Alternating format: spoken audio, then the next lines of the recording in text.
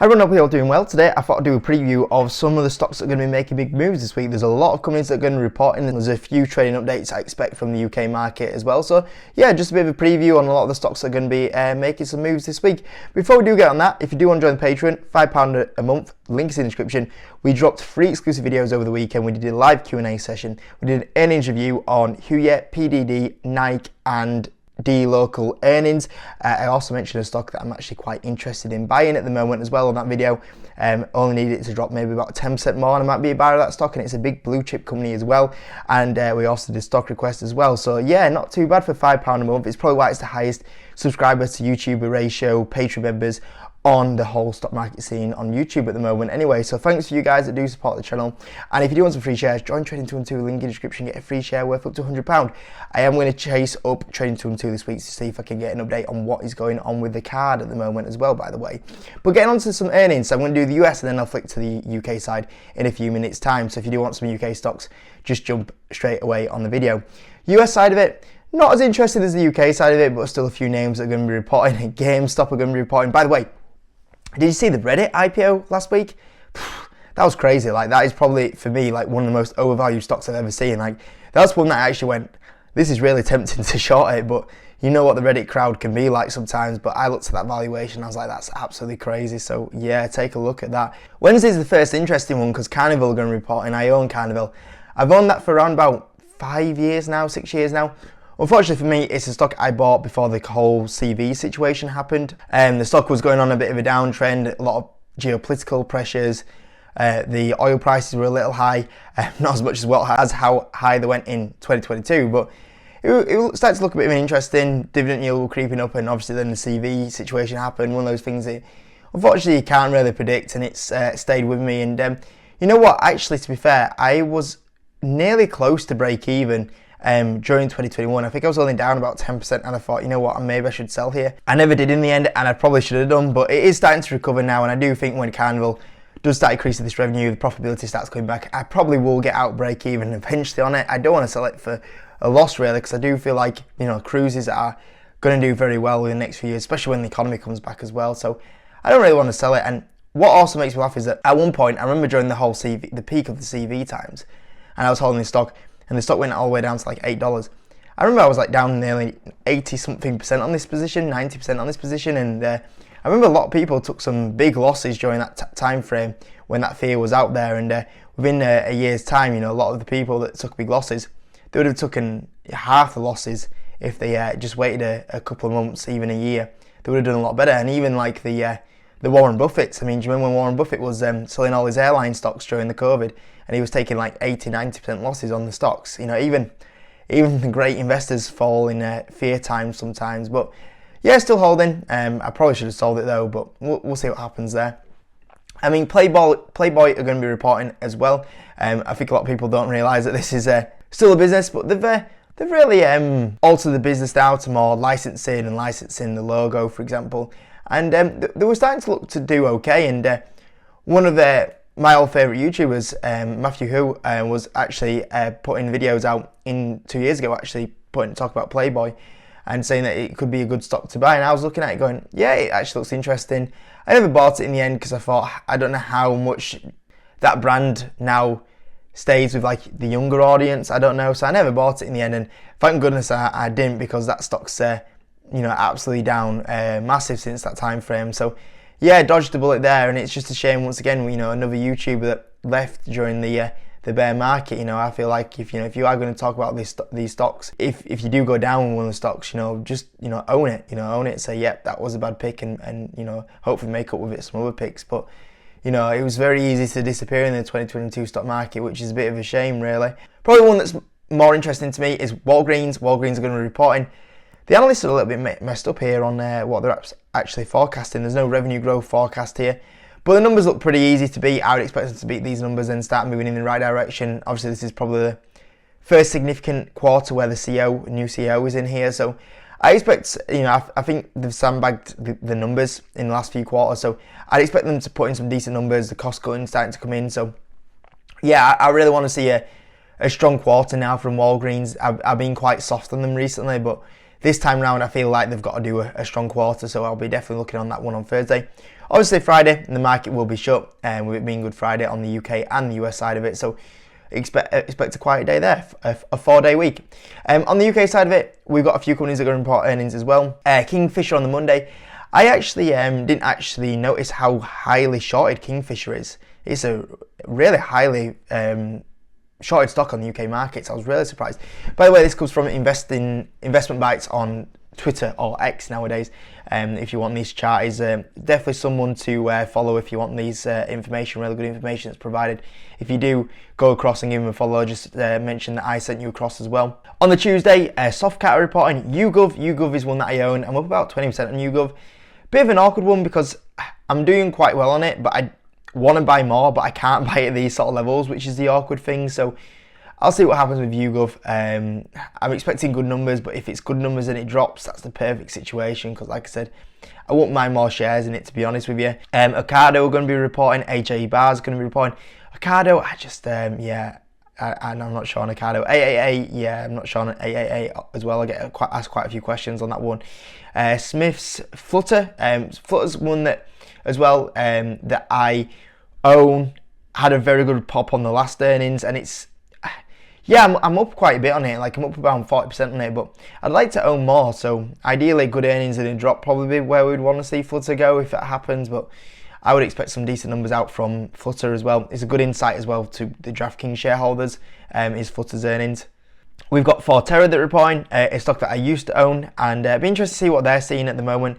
Feathertree are going to be reporting as well. Bellway, another house builder, to get some numbers from there. On Wednesday, obviously Carnival as well. S4 Capital, we're going to get an update from S4 Capital and see what's going on there. Been a busy week last week for S4 Capital. I nearly made a video on it, but I decided not to in the end because I thought I could tie this in with a preview of earnings. If there's anything interesting, I might make a video on the earnings. If there's nothing interesting, I probably won't make a video on the earnings. But it's come off its lows. Obviously, it's been on an awful downtrend, but it has started to come off its lows a little bit, as you can see here at the moment. Friday was a really choppy day. At one point, it was up nearly 20%. The shares were halted. Ended up giving a lot of it back, which I thought it would. I thought it'd be a bit of a fake rally on the news. At first, when I saw this pop, I thought, oh, this could be... they're about to be acquired, and it was to do with being acquired, but it was historic news, which is why it was a fake rally and it came back. But a lot of news were going out about S4 Capital, and there was a lot of news about it being acquired. The Times were reporting that it's starting to consider bids from competitors, which would make sense why this news came out. There was news that came out that they had an offer for 700 million last year, and they rejected it. I'm quite surprised that this didn't come more public. Like, when your share price was getting crushed a little bit,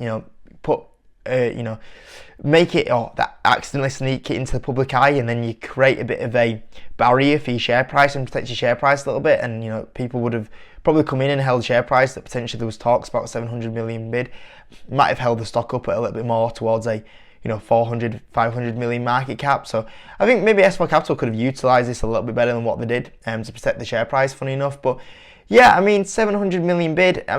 Overall, I think it's positive. Even though I won't be happy if they took a 700 million bid.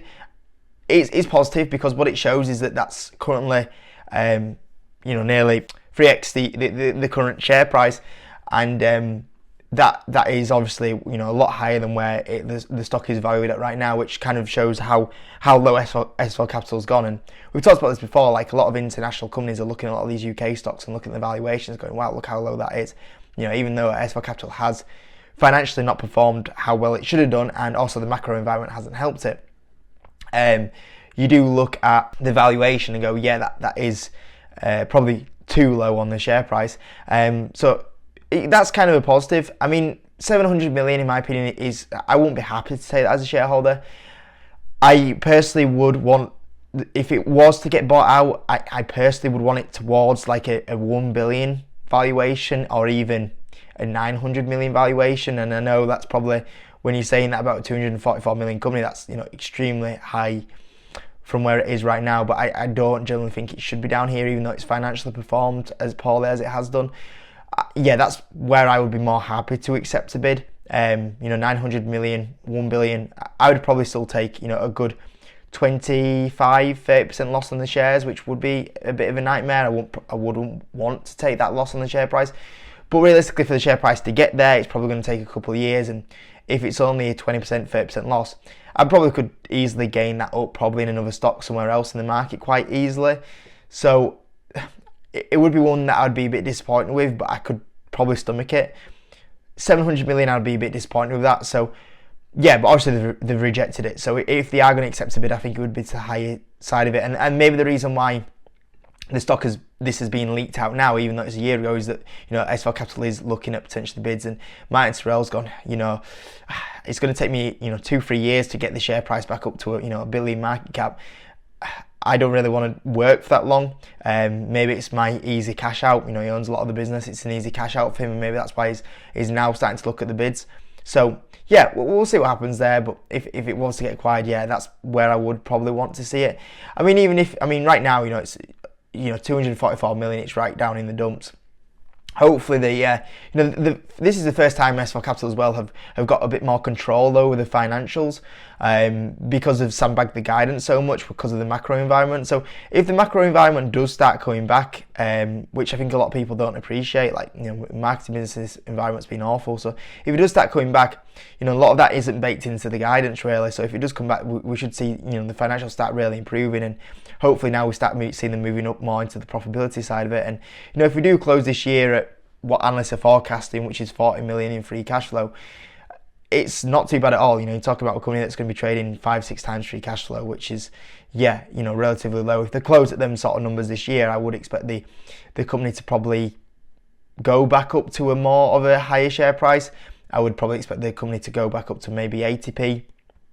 So, you know, at least there'll be some improvement on the share price point of view there. Obviously, it's when the big thing we're kind of looking forward to now is 2025, and hopefully that macro environment is back by then, and marketing's back. And, you know, if we are starting to put levels of profitability in by that time frame, if we are starting to put more serious levels of free cash flow in, you know, 70 million in free cash flow, the stock's going to be trading a lot higher than where it is right now. So, yeah, that's where we're kind of at with S4 Capital at the moment anyway.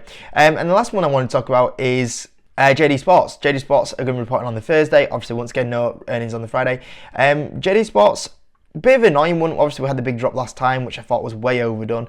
The share price did start to kind of recover it, and then it's kind of been giving it back lately. Nike reported their earnings as well on Friday, and it had a drop off Nike's earnings as well, which was frustrating because, you know, look at the numbers that JD Sports are doing. You know, the net income's still up 30%. The revenue's still up 8% year over year. You look at the forward P, it's down at a 9 times forward earnings. You know, we're not talking about expensive company here. We're not talking about Nike at the moment that's basically flat on earnings. The revenue's flat, and that stock's trading like 25 times earnings. JD's, you know, better financials and over half the valuation of Nike. So it's understandable that there is a tough time at the moment for Nike, but even with this tough time, they're still doing very good numbers at a very good valuation, which is a really frustrating thing. So, yeah, I don't know why it's really still down at these levels and still getting pulled down by other stocks, which has been the really frustrating thing. But it's been creating opportunities to buy. I think I have bought in the last 4 weeks. I can't, off the top of my head, I can't tell you exactly which week it was that I did buy. But I think when I do the stocks I'm buying video in like a week or two's time, I'm sure it's on that video because I'm sure I have bought in the last few weeks. So yeah, I mean, it's creating a good buying opportunity anyway. For a company like JD Sports, I would expect it to be more of a multiple of, you know, 20 times earnings. So it's definitely offering a lot of upside in my opinion right now at the moment anyway. So yeah, that's an interesting one to be watching and seeing what numbers they come out with, and if they're seeing any more weakness at the moment, hopefully they kind of post an inline update is what we're hoping for, and it makes the stock look even more of a steal anyway. That's what we're going to be looking out for with JD Sports. So yeah, a bit of a preview of this week, guys. A lot of stuff going on anyway, so I hope you enjoyed the video, guys. See you in a bit.